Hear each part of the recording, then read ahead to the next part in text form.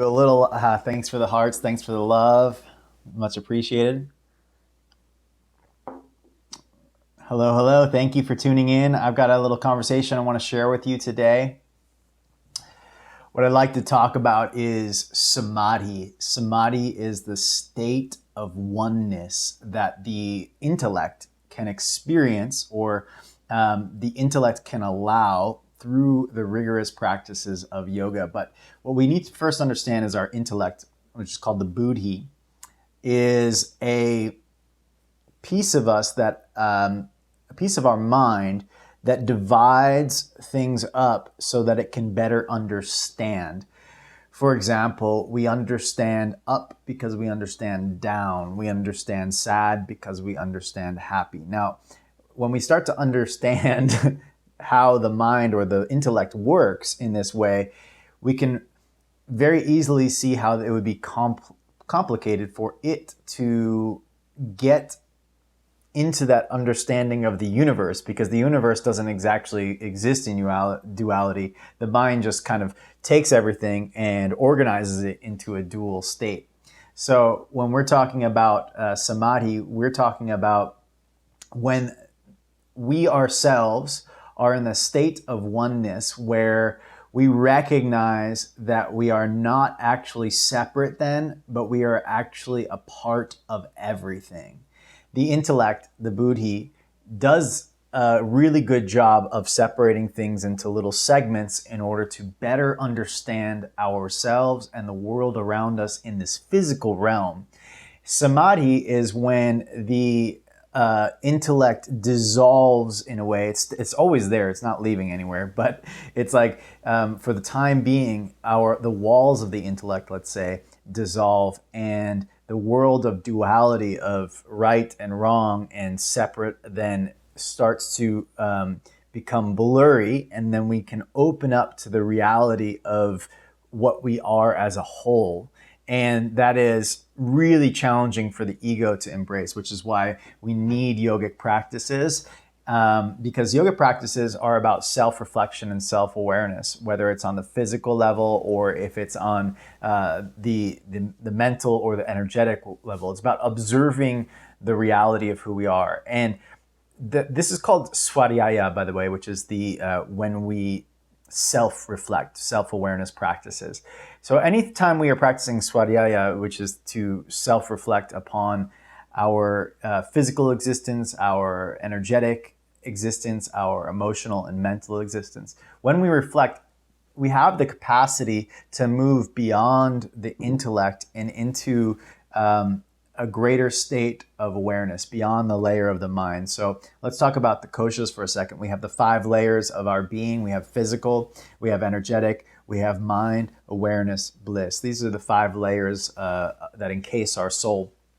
And so when we are on the mind level, we're 3 layers deep. But when we get into that swadhyaya, self-reflection, that elevates us into, or deepens us, let's say, into the state of awareness, getting closer to the reality of what we truly are, which is a being of nature. Think of ourselves, our ego, our identity, our thoughts, all of this, the physical body that I've created for that I've worked on, and all of the physical, energetic, and emotional and mental things, all that collection is like a puzzle piece, just one puzzle piece to a much greater puzzle. We like to, the intellect or the buddhi likes to differentiate human, me, from the rest of nature itself, which is ironic because we know intellectually that we actually are nature. But there's a separation that happens throughout our whole life. We start training the intellect to get stronger and stronger at separating everything both within us and around us. So we are in the practice of yoga trying to come back, yoga meaning union, trying to come back to uniting our intellect with the bigger experience of being alive, that actually this physical body and the belief systems, our mind and our energy, everything that we have inside of us is actually part of something much bigger.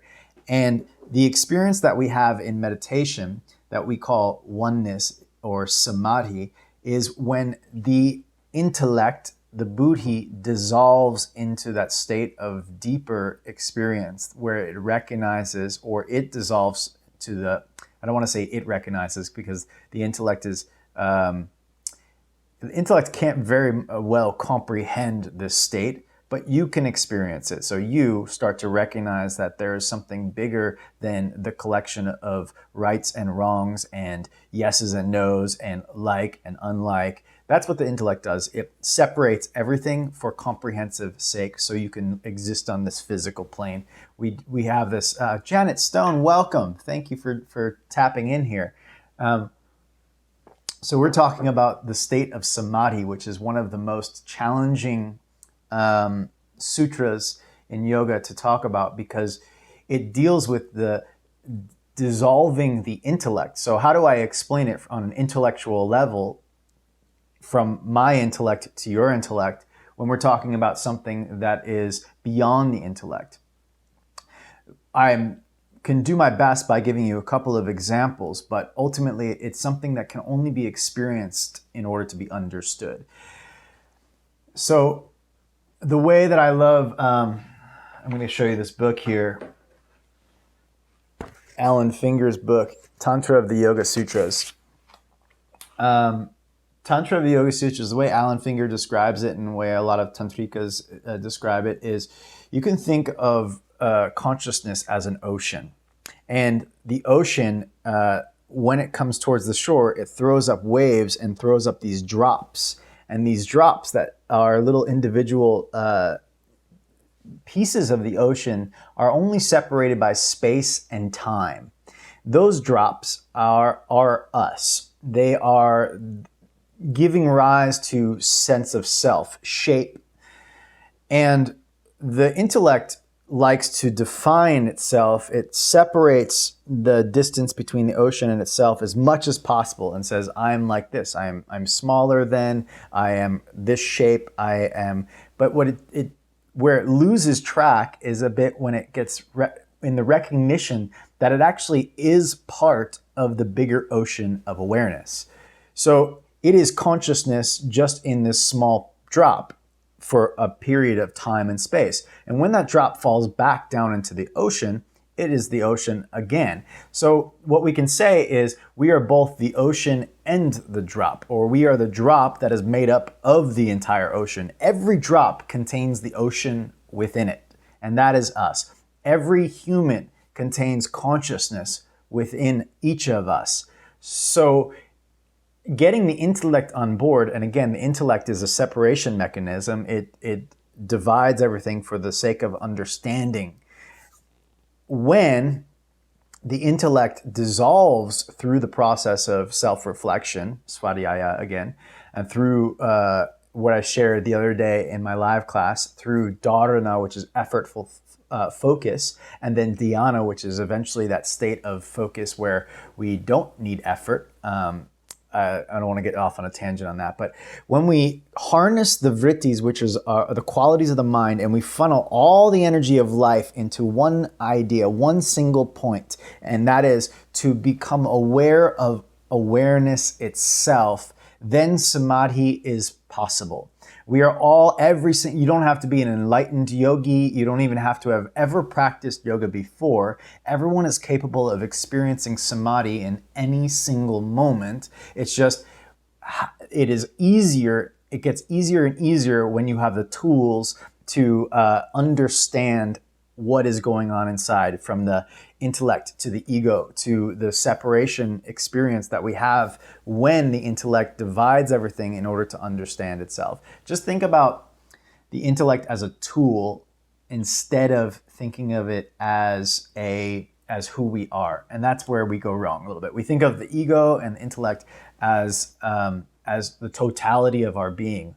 Correct me if I'm wrong, but most of us do this, where we identify as the yoga teacher, or we identify as the mother, the father, the child. We identify as the role that we are in. We identify as a human, even narrowing things down even more, rather than identifying with the fact that we are one little aspect of some bigger, more expansive energy that it's very hard to comprehend, but we know, we can call it nature, if you will. Nature itself and the pulse of energy that exists inside of nature is us. We are not separate then.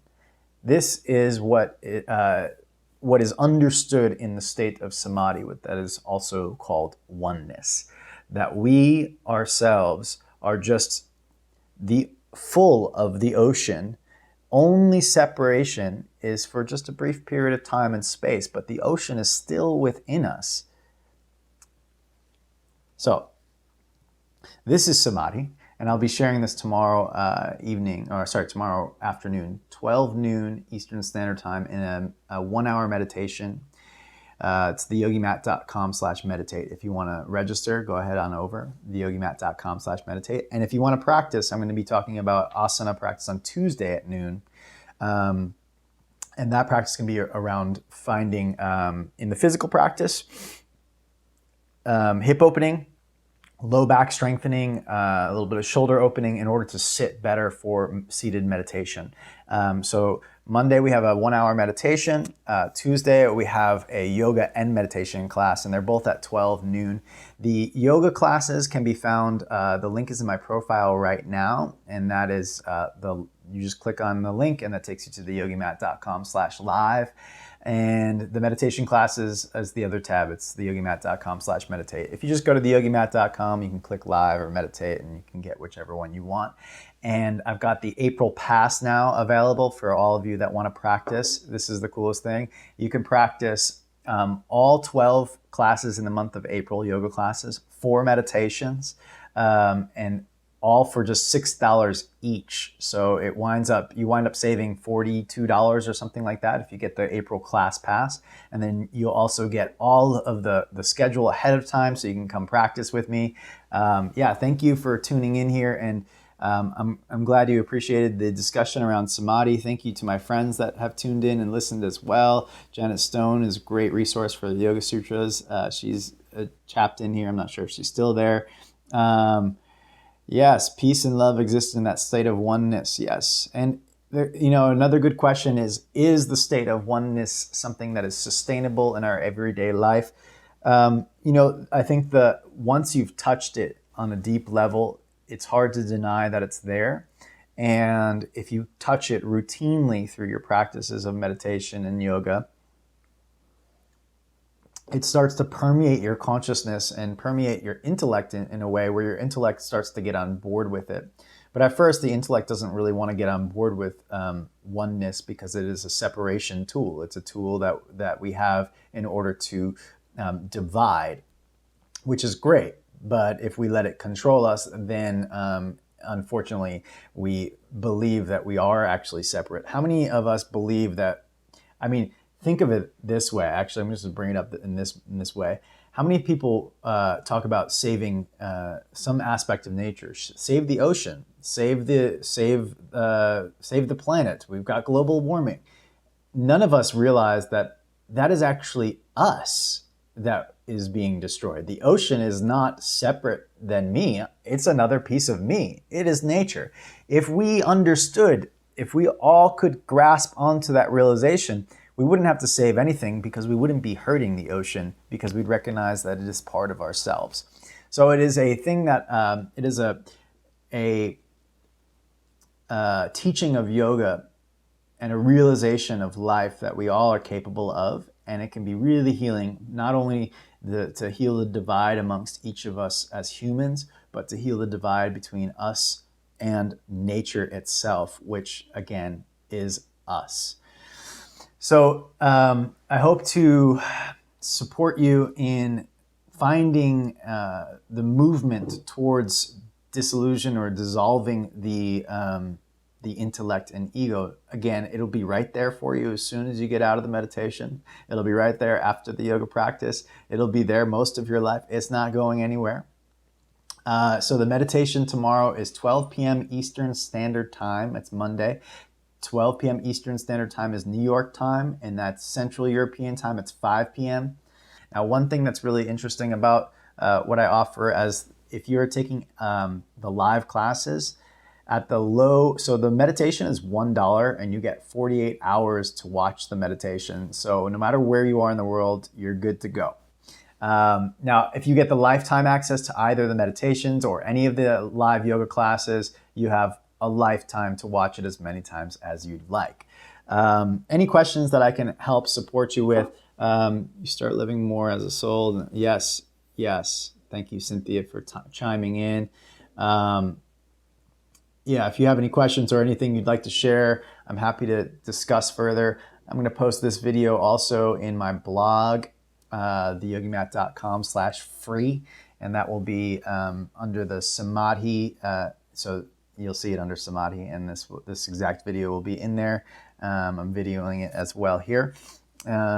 So I hope that this has supported you. I will also put a little blog post in conjunction with this video so that you feel you can get a little intellectual vibe going on. We have to try to we have to coax the intellect on board with this a bit. So it's a combination of practice and, of course, just kind of repetition of this understanding. Remembering, I guess, is a great way that we are a part of nature, and kind of letting our ego, our identity, get wrapped around that understanding that we actually are a part of nature, which it's so crazy that we can forget that, isn't that? Like that nature is within us. How do we forget that? I forget it all the time. Thank you for enjoying a little espresso with me. And all of you, thank you for tuning in.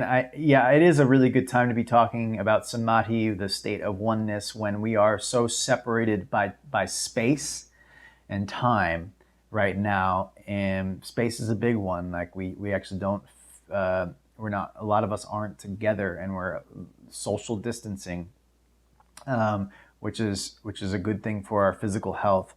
But we have to tune back into that oneness that is who we are, that oneness that we are a part of all things, that all things run through us. And in order to really experience the deeper levels of joy and happiness in our life. And I'm going to sign off here now. Thank you for tuning in live. If you want to practice with me on Tuesday for the asana class, click the link in my profile. Otherwise, go to theyogimat.com and press the meditation tab if you want to meditate with me live. Talk to you all soon.